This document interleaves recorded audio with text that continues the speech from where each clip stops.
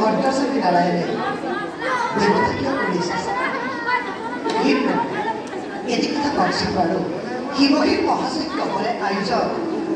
স্থিৰ হৈ ৰ'ব পাৰিব